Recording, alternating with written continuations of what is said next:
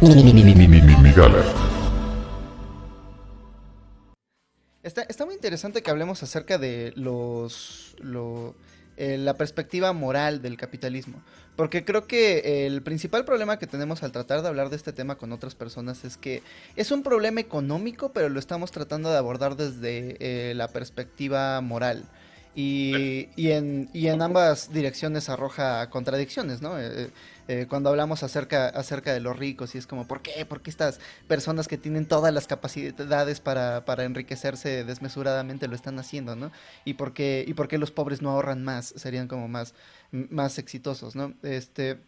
No creo que sea un problema moral, creo que eso ya son como justificaciones para un sistema que no está funcionando. Habría que preguntarnos, ¿para qué sirve una economía? Ujú, ¿Para qué estamos haciendo todo esto? Lo estamos haciendo ujú. para A ver, que... economía, economos, viene de las leyes de la casa.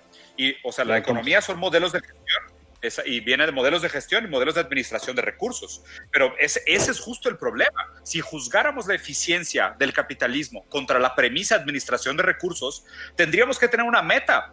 Pero justo el problema es que no tenemos una visión. O sea, De este acuerdo. es el El problema. capitalismo no tiene un plan.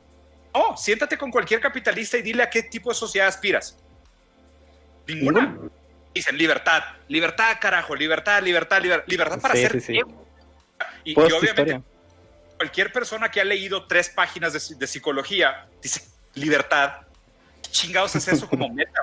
O sea, ¿de Ya, qué ya, habla libertad? ¿De quién? O sea, ¿quién es libre? ¿Quién es individual? ¿Quién es autónomo? ¿Qué chingados es autonomía? ¿Sabes? O sea, esta idea del hombre autohecho, ¿sabes? Yo me hice yo mismo, yo me construí, autoconocimiento. ¿Qué paja mental es esa? O sea, ¿y el Sí, otro? sí, sí. ¿El super yo? Y espérate, ¿y la moral como constitución social? Espérate, ¿y el contrato social de Rousseau? ¿Puede existir un mercado si no existe una sociedad? ¿De qué están hablando? Es incompatible, o sea, esto Sí, habla sí. de lo mal, o sea, de lo mal educada que está la gente en esta conversación. O sea, como que Sí, se sí. va solo con estos lemas que, güey, es que te lo juro que es propaganda, güey. O sea, es propaganda total. La gente repite Lo esas era. frases de moda. Libertad, carajo, ¿libertad para qué, güey? Es como que Ajá. es una generación de niños eternos. O sea, nunca tuviste tanta libertad en cualquier otro momento histórico y nunca fuiste tan poco original en la historia. O sea, Exacto, sí. lo insípido que es el arte, la insípido que es la cultura, lo insípido que es el cine. O sea, güey, se murió la fertilidad porque no tenemos una capacidad de crear una visión. ¿Para qué quieres libertad? ¿Quieres libertad para qué? O sea, vamos a suponer, ok, quitemos la moral del Estado, porque estoy de acuerdo contigo que hablar del moralismo es probablemente el fracaso de la izquierda, ok. Tratar de moralizar el punto del capitalismo es falta de argumentos. O sea, para mí, cuando la izquierda empieza a hablar del moralismo, puta madre, es que no tiene nada que decir, ok. Entonces, dejemos el moralismo de lado. Hablemos de libre mercado. Resulta que es sumamente rentable pues que yo tenga, no sé, 50 mujeres en una casa y 10 hombres y las estén embarazando y estoy vendiendo niños, porque pues es sumamente rentable, ¿ok? ¿Y por qué esto no cabe dentro del capitalismo? Alguien va a sacar el argumento moral. O sea, porque no tiene nada de malo. O sea, como negocio es increíble. Otra, oye, ¿por qué no hacemos un mercado de venta de órganos? Si la gente está dispuesta a pagar su renta con su riñón, no veo por qué no pueda pagar su renta con su riñón. ¿Cuál es el pedo? ¿Cuál es el problema de la pedofilia? Pues explícame, sin usar el argumento moral, ¿qué problema tiene empezar un canal de pornografía infantil? Ninguno. O sea, si quitas la contingente moral, se les desploma todos los argumentos y les dices, ¿qué tipo de sociedad quieres?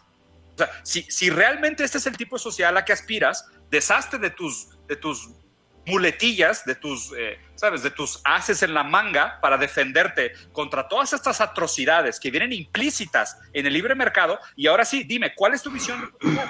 ¿Tienes una visión de sociedad que quieras plantearme? Ok, te escucho y trabajemos hacia esa visión de sociedad. Yo tengo otra, muy distinta, que no va en incompatibilidad con esta idea, porque la libertad no, o sea, ni siquiera me parece una meta aspiracional. No entiendo qué Sí, le ve sí. la gente a la libertad. Ese es un Además, gran tema, Diego. Perdóname, Javi. Quisiera yo como, si quieres, o puedes hablar tú también si quieres, que habláramos un poco como del el tema de la post-historia, ¿no? Para aterrizar esto que habla Diego. ¿Pero quieres hablar de algo más? sí, sobre el tema de la libertad, es como... es una palabra muy vaga, ¿no? Y puede implicar muchas cosas. Puede implicar, por ejemplo, la libertad de poder pagarle a mis empleados lo que yo quiera y la libertad de poder hacer con los recursos naturales lo que yo quiera. Pero si en el ejercicio de mi propia libertad estoy cortando la libertad de 10 personas, pues ahí tenemos un indicador de -9 en libertad, ¿no? Es como, ok, sí, yo soy tan libre como yo quiera, pero estas 9 personas no son libres de vivir la vida, de existir y prosperar, básicamente, que al final es todo lo que queremos, ¿no? Entonces, ahí hay uno de esos mitos derrumbados. Alguien más diría, bueno, pero es que eran menos libres cuando eran pobres. Y mucha gente en el chat está diciendo que el capitalismo es el sistema que más pobres ha eliminado en toda la historia. ¿Qué pasó lindísimo. ahí? Oh, Cueros. Hugo para cuero. ellos. Sí, cero para ellos, profesor. Hugo para cero todos para ellos. ¿Qué Hugo. les dices, Diego? ¿Qué les dices acerca de este sistema que es el que más pobres ha eliminado? Mira, está por lo menos sesgada esa estadística, por lo menos. Vayan a investigar, no me crean a mí. El nivel de pobreza extrema se estableció como un índice del Banco Internacional, del Banco Mundial, como gente que ganaba menos de $1 al día. ¿Okay? Si tú ganabas menos de $1 al día, te consideraban como pobreza extrema. ¿Okay? Durante los últimos, si no me equivoco, creo que son 70 años de capitalismo, 485 millones de personas han salido de la pobreza extrema. El único dato que es sumamente importante mencionar de esto es que 400 millones de esos 450 vienen de China. ¿Okay? China, cada vez que sale a hablar, hay atrás un martillo y una hoz, y se llama el Partido Comunista Chino, y es una economía planeada. Van a decir, no, pero es que venden y compran y están... Comercio no es capitalismo, mi vida. Comercio no es capitalismo. China tiene una economía planeada. Si el Partido Comunista decía, China va a crecer 3% este año, China crecía 3% este año. No 2.9, no 3.1, crecía 3% al año. ¿Okay? Porque es una economía planeada, lo cual Hayek, Mises, Rothbard, otro enfermo mental libertario, decían que era imposible, que las economías planeadas no funcionaban. Entonces, 400 millones de estos 485 que el capitalismo sacó de la pobreza, resulta que fue bajo el Partido Comunista de China. Muy interesante. Entonces, para eso habría que definir exactamente qué es comercio, qué es economía, qué es capitalismo como modelo. ¿Okay? Sí, China se metió al juego global de transacciones monetarias, de capital, claro, usó la economía capitalista como parte de su visión de una economía planeada. ¿Okay? Y todos van a decir, no, es que China es capitalista. Ok, entonces yo quiero un capitalismo como el de China. No, es que China es comunista. Chinga. Decídete, mi vida, o sea, ¿quieres o no? Eso no es, ¿okay? Entonces, por lo menos ese dato está sesgado. Y el otro punto muy interesante a analizarse es, $1 al día es suficiente para llegar a tu índice calórico en menos de 70% de los países del mundo. Entonces, resulta que puedes no ser pobre, pero sí morirte de hambre. Lo cual por lo menos habla de que es un índice bastante estúpido y bastante arbitrario. ¿De qué me sirve salir de la pobreza extrema si ahora resulta que soy parte de un sistema donde no me alcanza para comer? De acuerdo. No estaba mejor como... O sea, ¿qué pasó ahí, no? Porque, de hecho, creo que Lula, que fue un pésimo presidente de izquierda que tuvo Brasil, cambió el índice de pobreza extrema.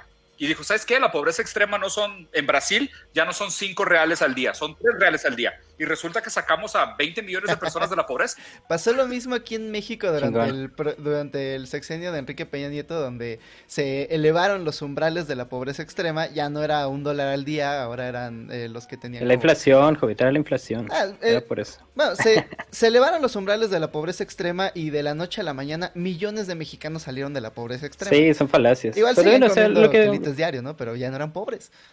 Lo que tenemos que tener en cuenta es que nosotros habitamos en una fase del capitalismo bastante avanzada y bastante controlada. Entonces, no es lo mismo los pobres de ahora o el capitalismo de ahora que el capitalismo cuando surgió, ¿no? Y en esos momentos, si nosotros liberáramos la bestia, ¿no? Si dejáramos al capitalismo así como en libertad total, no hubiera ningún tipo de restricción, pues pasaría, ¿no? Se repetiría la historia, y ese es el asunto, que es una estupidez pugnar por la libertad absoluta y la no restricción total, porque se repetiría la historia. Ya hubo un momento en Francia, hubo un momento, ¿no? Donde degollaron al rey porque estaba poniendo demasiadas restricciones y los burgueses hicieron lo que quisieron. En Inglaterra no degollaron al rey porque el rey era un burgués y la reina Isabel la reina buena, tenía acciones con los piratas y tenía acciones con los esclavistas, entonces ella era una capitalista. Los monarcas franceses cometieron ese error, eran muy conservadores, no eran capitalistas, eran restrictistas, entonces los capitalistas le cortaron la cabeza. A la reina inglesa no le cortaron la cabeza porque era capitalista. En ese sentido, pues, ¿qué pasó, no? O sea, vale, los burgueses pueden hacer lo que quieran, los capitalistas pueden hacer lo que quieran. Entonces, ¿qué te parece si empleamos niños en las fábricas? ¿Qué te parece si los empleamos durante 16 horas? ¿Qué te parece si los amarramos junto al pinche telar para que estén trabajando todo el día? ¿Qué te parece si les quitamos como todo el tiempo libre del fin de semana y les quitamos dinero si están viendo a la ventana? Esas serán como las condiciones del capitalismo puro, del capitalismo en libertad total, del capitalismo pues sí, ¿no? Como el capitalismo libre. El asunto entonces es que es un sistema mucho más efectivo, es un sistema que te podía producir paños a lo pendejo, que te puede producir telas, que te podría producir máquinas, que podría producir minerales, joyas, es el sistema más efectivo que ha inventado el ser humano, lo dijo Diego, estoy de acuerdo con él, pero estamos de acuerdo con que sea así, y además, ¿para qué, no? O sea, estamos en los capitalistas siempre pugnan, porque la historia ya terminó, o sea, estamos en una época posthistórica, ¿no? Eso es lo que comentábamos hace rato. Entonces, si ya terminó la historia, entonces, pues, ¿para qué regresamos al pasado? O sea, cualquier mirada que sea distinta a la nuestra es un retroceso al pasado. Y es una mirada cínica, porque dicen, o sea, estamos haciendo chingaderas, estamos de culeros, pero lo anterior estaba mal también, así que ¿por qué entonces hacer algo distinto? El problema con la oposición en México, la oposición en muchas partes del mundo, es que no asumen su momento histórico. O sea, no saben que son un momento de paso en una línea temporal. Por ejemplo, esa es una cosa, ¿no?, que hizo el gobierno de izquierda en México que me parece interesante, que es asumir un momento histórico. Sabemos que somos la cuarta transformación, es sumamente egocéntrico y es sumamente inflado, ¿no? Pero es un momento histórico y saben que después de esto van a pasar otras cosas y saben que están ahí para hacer una mirada de cambio, ¿no? Para algo que va a cambiar después y necesariamente tiene que ser distinto, tiene que haber un plan. Como dice Diego, el plan del capitalismo es simplemente generar más capital y después reinvertirlo para generar más capital, para reinvertirlo, para generar más capital ad nauseam.